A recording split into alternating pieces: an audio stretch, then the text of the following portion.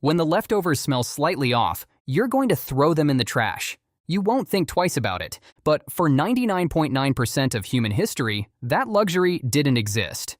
When a hunt was over, the race against rot began.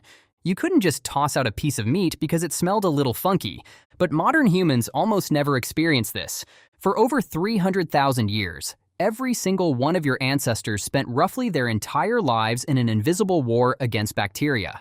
They didn't even have iceboxes for most of that time. Just the fresh kill, the ticking clock, and whatever meat they could keep from rotting. So how did they actually beat rot for all those thousands of years? The answer changes everything we think we know about cooking, survival, and what it means to be human. Let's start with fermentation. Because fermentation is the reason any of this was possible. The earliest solid evidence of humans caching meat comes from ancient freezing ponds in Michigan, roughly 12,000 years ago. But fermentation didn't just keep food edible. Fermentation completely restructured the human diet. Before preservation, our ancestors were like every other scavenger. When a kill was made, you ate what you could immediately and you left the rest. Saving raw meat meant courting death. Our stomachs are terribly vulnerable to decay compared to the scavengers that competed with us. Vultures, hyenas, blowflies, all of them could digest rot just fine. Preservation changed that equation overnight, literally. An anaerobic environment creates a window of safety roughly several months long. Inside that window, harmful bacteria won't grow. Outside that window, you die. This is not an exaggeration. Paleontologists studying ancient human encampments have documented that tribes who failed to preserve their kills effectively were significantly more likely to starve to death, even today.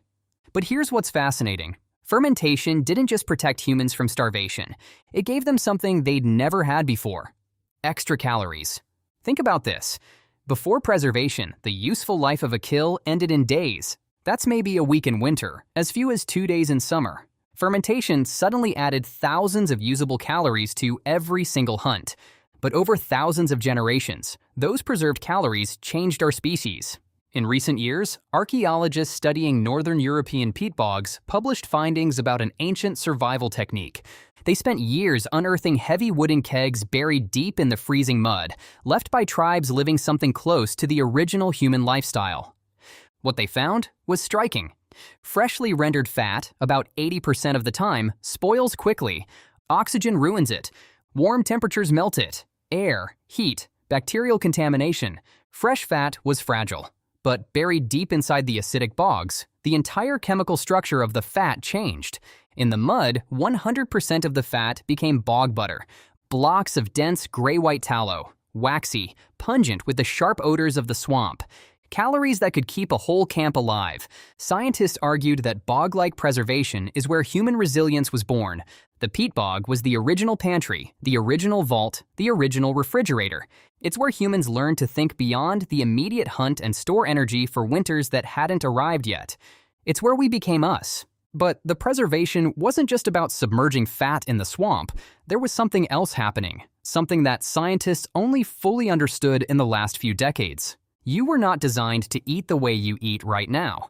In recent biological studies, researchers published papers that changed food science. They had spent years digging through the biochemistry of putrefaction, and they found something nobody expected.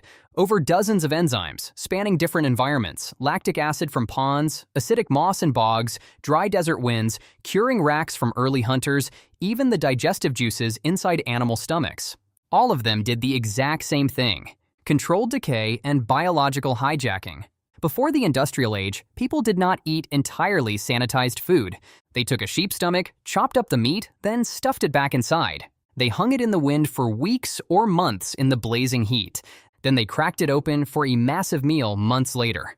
This wasn't rotting. This was controlled aging. This was how every human on the planet survived for thousands of years. And what did people do during that waiting period while the meat hung in the wind? Everything.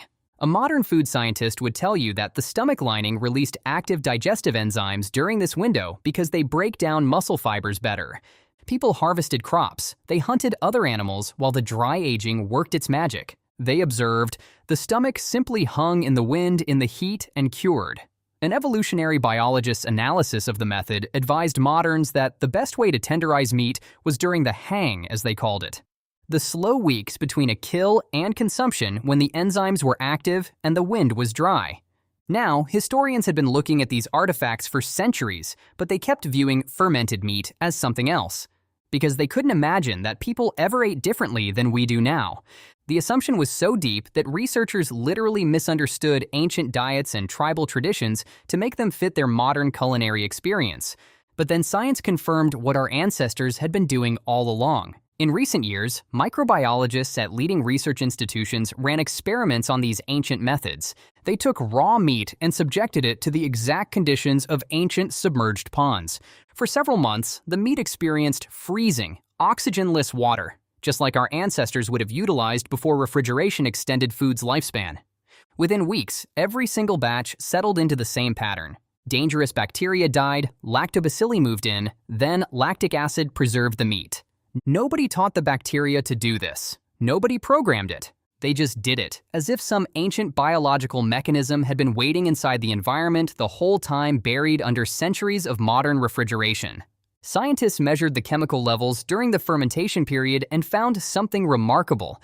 The meats were in a state unlike any normally rotting flesh. Their fibers were producing elevated levels of lactic acid, the same compound created during the making of yogurt and sauerkraut. They described it smelling funky, sour, almost rancid.